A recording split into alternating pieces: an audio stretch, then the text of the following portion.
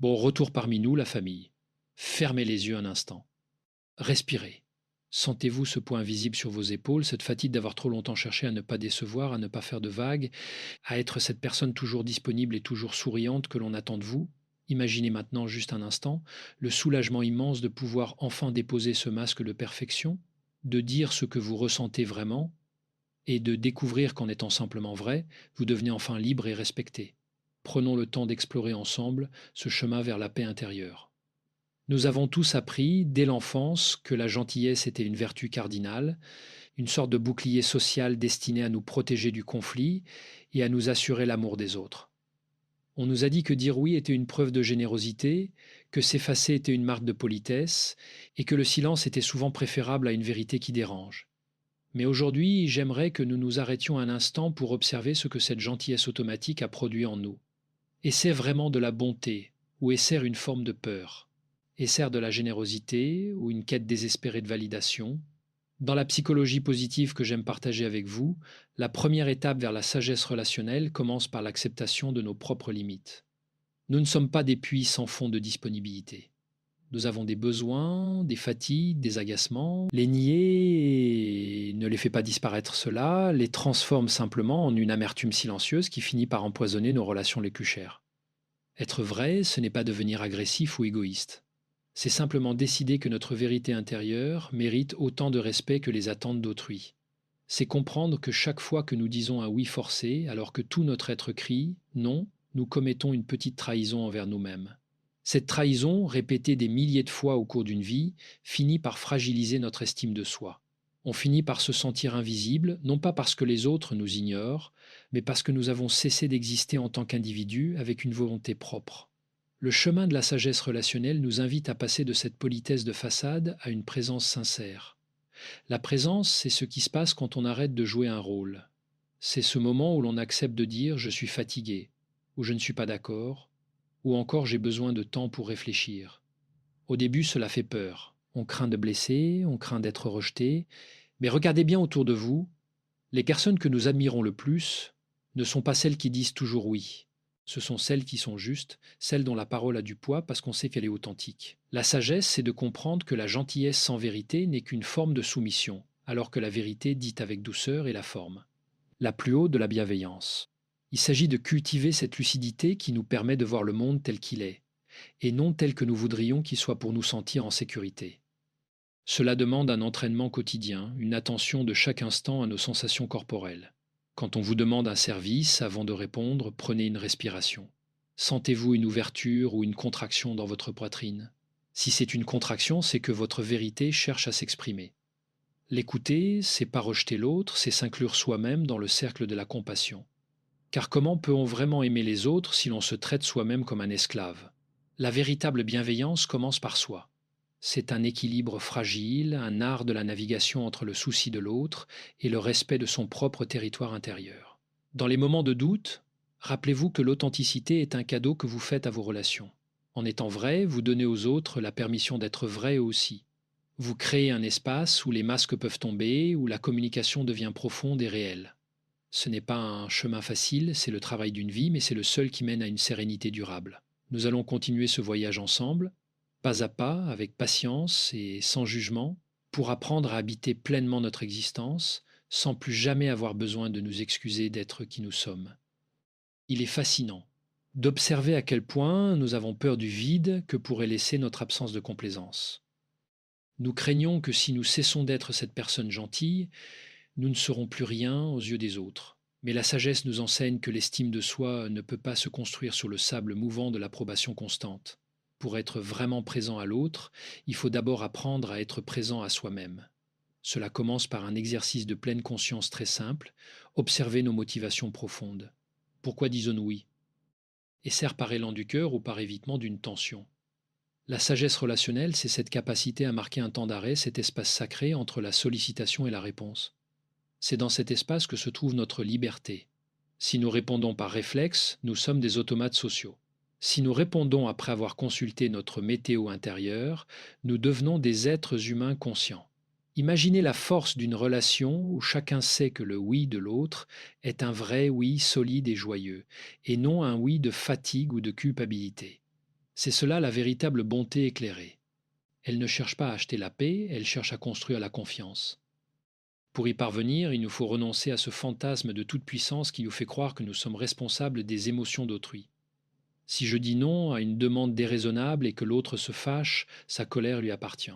Elle est le reflet de son attente, pas de ma valeur. Mon rôle est d'exprimer ma limite avec douceur, sans agressivité, mais avec une clarté absolue. C'est ce que j'appelle la fermeté sereine. C'est un baume pour l'âme. Souvent, nous pensons que pour être aimés, nous devons être lisses, sans aspérité, sans opinions divergentes. Quelle erreur tragique! Ce sont nos reliefs, nos refus et nos convictions qui nous rendent tangibles, qui nous donnent une existence réelle dans le cœur de ceux qui nous entourent. Sans cela, nous ne sommes que des ombres, et l'on ne peut pas aimer une ombre. La pratique de la lucidité nous demande aussi de regarder en face notre propre besoin de contrôle. Car oui, être trop gentil est parfois une stratégie de contrôle déguisée. Si je suis parfait, on ne pourra rien me reprocher, si je donne tout, on me sera redevable. La sagesse relationnelle nous invite à lâcher prise sur ces calculs inconscients. Elle nous propose de revenir à la simplicité de l'instant. Que se passe-t-il là maintenant entre nous? Est-ce que je me sens respecté? Est-ce que je respecte l'autre en lui cachant ma vérité? Parfois, la plus grande preuve d'amour que l'on puisse donner à quelqu'un, c'est de lui dire une vérité inconfortable. C'est lui permettre de grandir et nous permettre de respirer. Bien sûr, cela demande du courage. Le courage de ne plus être là, bonne personne selon les critères des autres, pour devenir une personne juste selon ses propres valeurs. C'est un dépouillement, on perd quelques alliés de circonstance, ceux qui profitaient de notre effacement, mais on gagne des compagnons de route véritables, ceux qui aiment notre lumière autant que nos zones d'ombre. Dans cette quête, la méditation est une alliée précieuse. Elle nous apprend à rester assis avec l'inconfort d'avoir déplu. Elle nous montre que l'inconfort passe comme un nuage dans le ciel, alors que la fierté d'avoir été fidèle à soi-même demeure et nous fortifie. Chaque fois que vous choisissez la vérité plutôt que la facilité, vous musclez votre âme. Vous apprenez que vous pouvez survivre au désaccord. Mieux encore, vous apprenez que le désaccord peut être le socle d'une intimité plus profonde, car il prouve que la relation est assez solide pour supporter la réalité. Ne craignez pas de décevoir. La déception des autres est souvent le prix de votre propre naissance. C'est un prix nécessaire pour ne pas passer à côté de sa vie. Respirez à nouveau. Sentez cette force tranquille qui monte en vous lorsque vous acceptez l'idée de ne plus être seulement gentil. C'est la force de ceux qui habitent leur propre maison, qui ne sont plus des invités dans leur propre existence. C'est le début d'une amitié profonde avec soi-même, une amitié qui ne dépend plus de la météo des humeurs d'autrui, mais de la solidité de ses propres racines. C'est dans ce calme, dans cette certitude intérieure, que se cultive la véritable sagesse. Regardons maintenant de plus près ce qui se joue dans le silence de nos renoncements. Chaque fois que nous choisissons de ne pas dire ce qui nous pèse, nous créons une petite zone de pollution intérieure. La sagesse relationnelle consiste à nettoyer ces zones avant qu'elles ne deviennent des marécages de ressentiment. Christophe Andrénou enseigne souvent que la pleine conscience n'est pas seulement faite pour le calme de la méditation assise, mais surtout pour le tumulte de nos échanges humains. Être vrai, c'est accepter que l'autre puisse être déçu sans que cela ne brise notre propre structure interne.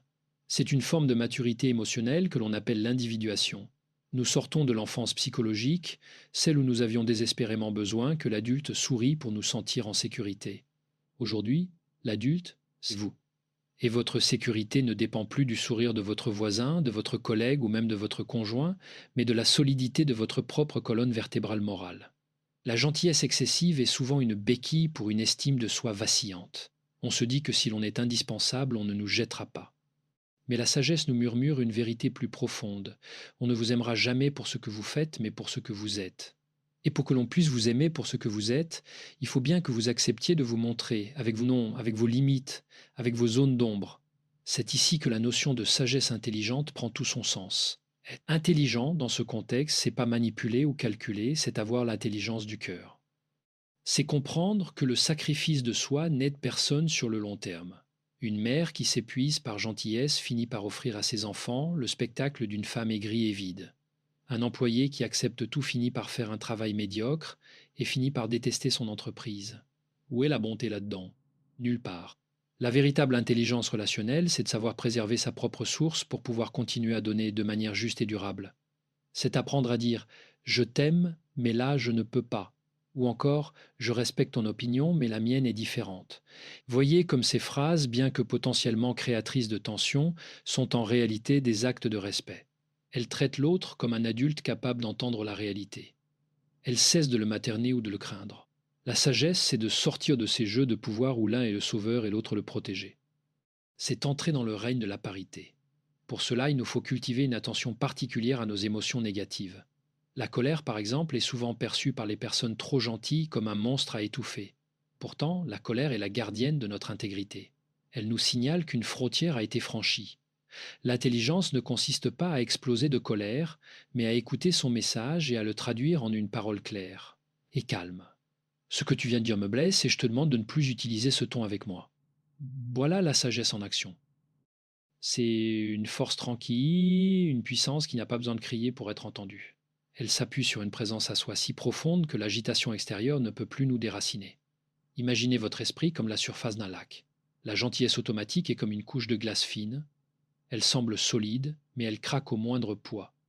La sagesse vraie est comme la profondeur du lac. Même si la surface est agitée par le vent des critiques ou des demandes, le fond reste immobile, frais et pur. C'est de cette profondeur que doit naître votre parole. Une parole qui ne cherche pas à plaire mais à éclairer. Une parole qui ne cherche pas à gagner mais à être juste. Dans cette quête, n'oubliez pas d'être aussi bienveillant envers vous-même. Si vous réalisez que vous avez encore été trop gentil par réflexe, ne vous blâmez pas. Observez simplement. Notez la peur qui était présente à ce moment-là. Accueillez-la comme on accueille un enfant qui a peur du noir, puis la prochaine fois essayez de gagner un peu de terrain, un petit millimètre de vérité, un silence au lieu d'un oui précipité. C'est ainsi que l'on change, non par des révolutions brutales, mais par une lente et patiente infusion de conscience dans nos habitudes. Vous verrez qu'en devenant plus vrai, votre vie deviendra plus simple. Moins de malentendus, moins de non-dits, moins de fatigue mentale. Vous découvrirez la joie immense d'être enfin aligné, d'être une personne entière, dont les paroles sont le reflet exact du cœur. C'est le plus beau cadeau que vous puissiez vous faire et le plus beau service que vous puissiez rendre au monde. Car le monde n'a pas besoin de plus de gens qui s'effacent, il a besoin de personnes vivantes, vibrantes et authentiques. Plongeons maintenant dans le cœur de cette transformation, le passage de la peur de déplaire à la joie d'être soi. Souvent, dans mes consultations, mes méditations, je vois des personnes épuisées par leur propre bonté. Elles se sentent vidées, comme si on leur avait volé leur énergie. Mais la vérité est plus nuancée. Personne ne nous vole notre énergie, c'est nous qui la distribuons sans discernement, comme si elle était inépuisable. L'intelligence relationnelle, c'est apprendre à gérer son écologie intérieure. Imaginez que votre attention et votre gentillesse soient des ressources précieuses, de l'eau pure dans un désert. Si vous arrosez chaque caillou sur votre chemin, il ne restera rien pour les fleurs qui comptent vraiment, et encore moins pour votre propre soif. Être intelligent, c'est choisir où l'on dépose sa bienveillance. C'est pas devenir sain ou froid, c'est devenir sélectif et conscient. Christophe André nous rappelle souvent que la sérénité ne vient pas de l'absence de problèmes, mais de notre capacité à ne pas nous laisser envahir par eux. Il en va de même pour les relations. Si vous êtes trop gentil, vous laissez les attentes des autres envahir votre espace mental. Vous devenez un territoire occupé.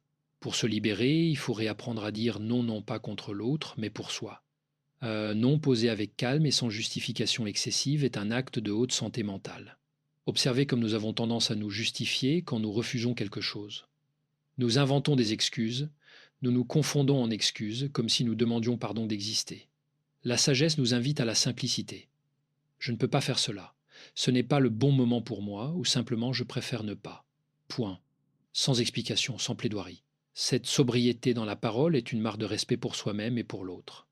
Elle suppose que l'autre est capable d'accepter une limite sans que nous ayons à le brosser dans le sens du poil. C'est cela, la véritable dignité. Dans ce processus, vous allez rencontrer une émotion tenace, la culpabilité. La culpabilité est le prix à payer pour la liberté. C'est un signal que vous sortez de votre zone de confort de bon élève. Ne fuyez pas cette culpabilité, ne la laissez pas vous faire demi-tour. Regardez-la bien en face, elle n'est qu'une vieille habitude, un écho de l'enfance qui craint de perdre l'amour parental. Respirez avec elle, elle finira par se dissoudre si vous ne lui donnez pas raison.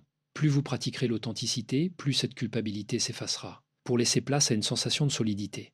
Vous sentirez que vous avez enfin une peau psychologique, une frontière qui vous protège et qui définit qui vous êtes. C'est à partir de cette frontière que l'on peut vraiment rencontrer l'autre. Car pour qu'il y ait rencontré, il faut qu'il y ait deux personnes distinctes. Si vous vous fondez toujours dans les désirs de l'autre, il n'y a pas de rencontre, il y a une absorption. Être vrai, c'est offrir à l'autre la chance de connaître quelqu'un de réel, avec ses propres goûts, ses propres agacements, ses propres élans. C'est sortir du théâtre des apparences pour entrer dans la vie véritable. L'intelligence, c'est aussi savoir que tout le monde ne va pas apprécier ce changement. Certaines personnes habituées à votre soumission seront déstabilisées, voire agressives. Elles vous diront que vous avez changé, que vous êtes devenu égoïste. Accueillez ces critiques avec un sourire intérieur. C'est le signe que vous êtes sur la bonne voie. C'est la preuve que vous n'êtes plus une marionnette. La sagesse relationnelle consiste à accepter de ne pas être aimé par tout le monde pour être aimé vraiment par quelqu'un, et surtout pour s'aimer soi-même.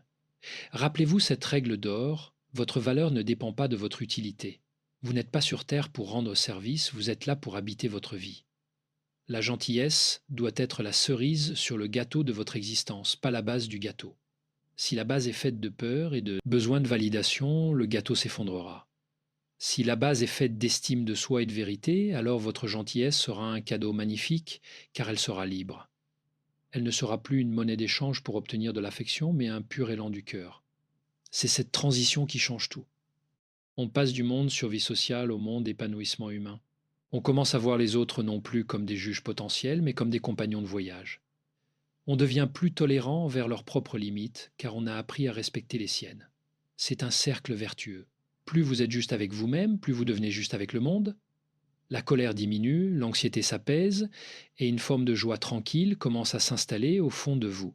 C'est la joie de celui qui ne se cache plus, qui ne triche plus, et qui découvre que la vie est infiniment plus légère quand on arrête de porter le monde sur son dos.